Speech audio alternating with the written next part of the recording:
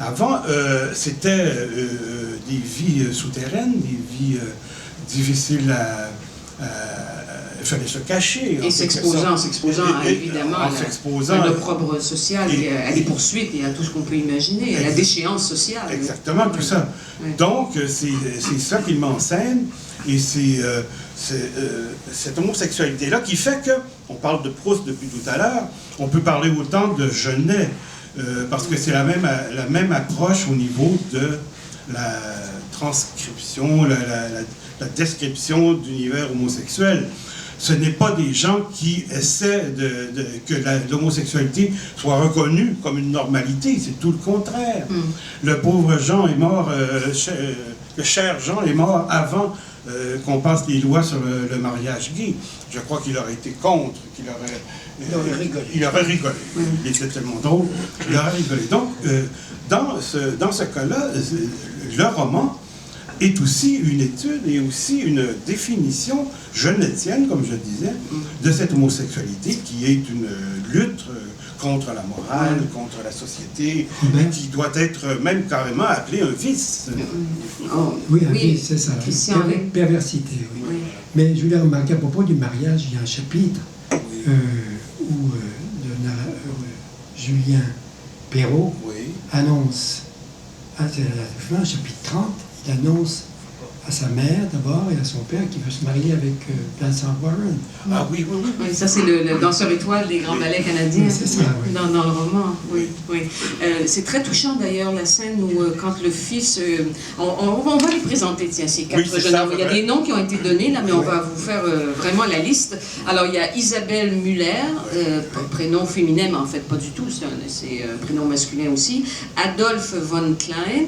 Il y a Julien Perrault, qui est le fils d'un médecin d'Outremont et qui est journaliste au Devoir, le Devoir d'André Laurando notamment. Et puis il y a Marcellin Gatineau, ou Gastineau, je ne sais pas s'il faut prononcer le S, Gatineau, qui lui est un provincial de Plessisville et qui arrive... Plessisville, qui arrive ici, qui est à Montréal. Et qui est peintre. Alors, ils ont des attitudes contrastées, des vies contrastées, des vies différentes, mais ce sont ces quatre jeunes gens. Pour faire une histoire très courte, Isabelle Muller est un caissier à la Banque canadienne nationale, qui s'appelait comme ça à l'époque. Adolphe von Klein vit en vendant un peu de marijuana et tout ça. Et il vit en ménage, lui, avec une femme, une alcoolique. Et Julien Perrault, journaliste au Devoir, et Gastineau est peintre, c'est le plus maladif du groupe, le plus légèrement infirme, pas très beau, et qui lui vit durement sa condition d'homosexualité, qui se sent même rejeté par les homosexuels, etc. Donc c'est ça, là. Un caissier de banque, un journaliste au Devoir, un peintre et puis un vendeur de porc. Et précisons-le, tous dans la jeune vingtaine. Oui, tous dans la jeune vingtaine. Tous 23, 24 ans, tout au plus, donc à l'orée de la vie. On peut imaginer dans les hypothèses dont parlait Christian, les charmantes hypothèses qu'on peut ouvrir, que une des catastrophes serait que le sida aurait été probablement là s'il avait continué, parce qu'ils ont 20 ans en 62, 3, et c'était écrit en 84, c'est ça, le sida est là quand Jean Oisille écrit ça.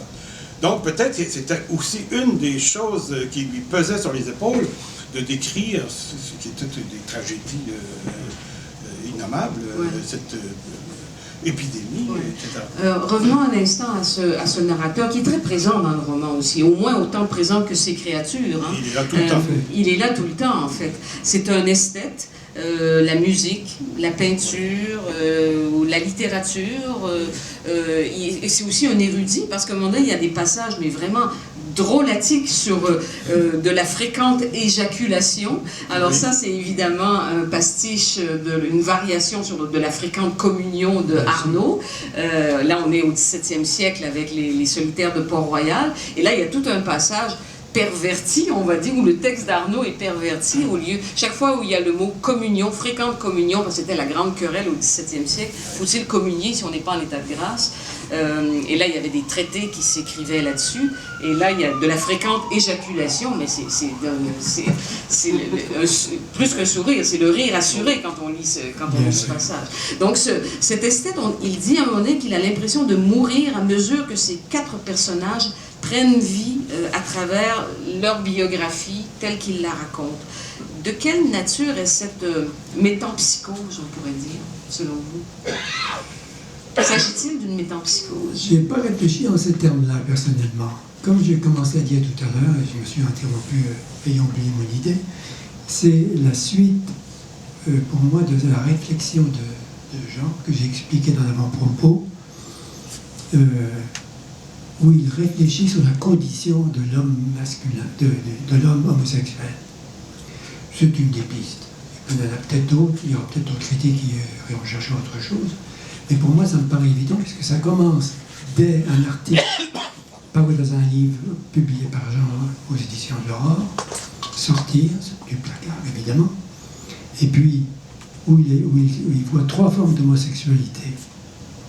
Le chaman, le professeur et le militaire. Ouais. Sauf que, bizarrement, dans le roman, on a 4 personnages. Oui. Le 4e, je pense, c'est la pédophilie. C'est le personnage de Von Klein. Donc, c'est comme ça que je vois le développement. Et ensuite, bien sûr, l'iconostase pour Pierre Pasolini, Oui. et ce roman qui en a suite. Oui. Et je pense que c'est ça, pour revenir à la question de tout à l'heure, il s'est fatigué de cette perspective d'avoir à décrire le déclin. Et j'ai une citation à vous lire qui me paraît vraiment intéressante, qui est au chapitre 28, chapitre où le narrateur se promène avec Isabelle Muller, et il rencontre sur le plateau une jeune fille qui est en train d'ouvrir avec un groupe une galerie qui s'appelle L'Œuf. Et il est absolument absorbé par la beauté et la fraîcheur de cette jeune fille. Et je cite, « Source vive, la jeune fille, une oasis de vertu dans ce désert de garçons que j'ai choisi de décrire, grain à grain, jusqu'à épuisement de ce sablier de tristesse. » Non seulement c'est littérairement très beau, mais en plus, je pense qu'à ce moment-là, il a voulu dire quelque chose. Oui. Alors, précisément, l'homosexualité, parlons-en. Ces 4 jeunes gens vont soit découvrir leur homosexualité, soit la vivre dans le Québec de Maurice Duplessis, pour une bonne partie du roman. Puis au-delà de Duplessis, à une époque où de toute façon l'homosexualité est réprimée. Le narrateur dira que sa description de l'homosexualité n'a rien d'apologétique. Hein. Il va dire à un moment donné que l'homosexualité est un mot laid, même, qu'il dit. À ses yeux, la norme demeure l'hétérosexualité et que l'avenir des peuples dépend de la norme, tout en reconnaissant bien sûr la nécessité de faire cesser l'agression, la persécution, l'oppression des minorités. Faut-il voir là une forme de prise de position de Jean-Basile Dupont? Je pense que oui. Je pense que oui. Au chapitre 8, il termine en disant « Cela dit, ce mot d'homosexualité, s'il est si peu franc, je ne le prononcerai plus jamais. » Et effectivement, c'est la dernière fois qu'il est dans le roman. Donc, il y a une prise de position là. Sur ce sujet-là, aujourd'hui, je me promenais un peu dans ma bibliothèque et je suis tombé parce qu'au même moment où je faisais la préface de cet immense ouvrage de Basile, j'avais aussi à faire un autre article sur Proust. Et donc, je menais 2 chantiers en même temps et ça tombait bien, Proust et Basile. Et je lisais Léon Pierrequin, qui est peut-être oublié aujourd'hui, mais qui a été un ami de Proust, qui a été un grand critique littéraire. Et d'ailleurs, j'ai su, Christian, je ne sais pas si vous le savez, mais j'ai su que la première fois que Basile présente un manuscrit en France, quand il est encore en France, c'est à Léon Pierrequin. Tout à fait. Bon. Alors, juste parce que je trouvais une page sur justement l'homosexualité et la façon d'en parler, Lui, Léon Pierrequin, dit de Proust, l'objet véritable de l'étude de Proust dans son voyage à travers les cités maudites ne sera donc ni l'idéalisation de cette passion, ni l'explication philosophique de son mystère, ni la psychologie amoureuse de ces êtres, psychologie qui entre simplement dans son étude générale de l'amour, mais il approfondira l'homme traqué par la société, en révolte latente contre elle, l'individu contre la société, la nature contre la morale. Je pense que moi, c'est un peu ça chez Basile. Tout à fait d'accord. Bon, c'est une trouvaille, ça. Si Christian est d'accord, je suis content parce que je pourrais rajouter quelque chose à propos de Léon Pierrequin. Oui. Jean m'a raconté la rencontre avec Léon Pierrequin, oui. où il lui a présenté le manuscrit. Il a laissé le manuscrit, il est revenu quelques temps plus tard, et Léon Pierrequin lui a dit, c'est pas publiable, mais surtout ne le jetez pas.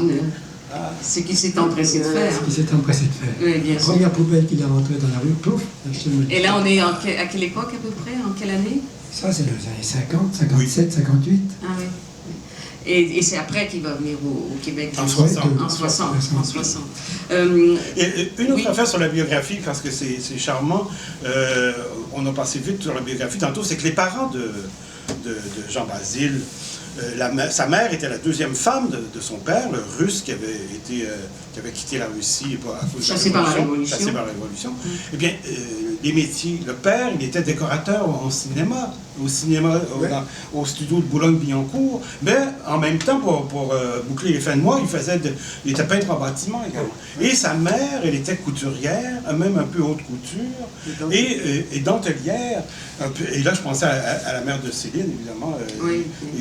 Céline qui dit tout le temps, j'ai été élevée dans la dentelle quand même, et tout ça. C'était... Passage Choiseul, mais dans la dentelle. Oui, alors c'est quand même intéressant de savoir de quel milieu familial venait Jean Basile. Oui, et pour un détail aussi biographique, le grand-père maternel de Jean Basile est Jean-Baptiste Clément, donc celui à qui on doit le temps des cerises, évidemment, la chanson de la Commune, la chanson emblématique de la Commune. Et ça jouera un rôle plus tard dans la vie de Jean, après les célébrations du deuxième centenaire de la Révolution française.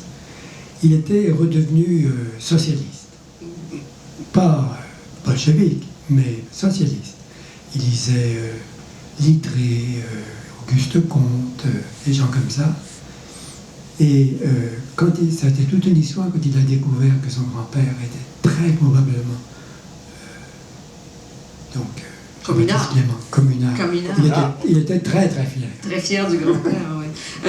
Alors, l'homosexualité est très présente dans ce livre aussi, et vous avez bien dit qu'il s'agissait de dresser une sorte de typologie de l'homosexuel, de l'homme homosexuel, mais je me demande si ce n'est pas, si c'est une lorgnette qui est très présente, mais si ce n'est pas l'homme qui l'intéresse aussi, Jean Basile.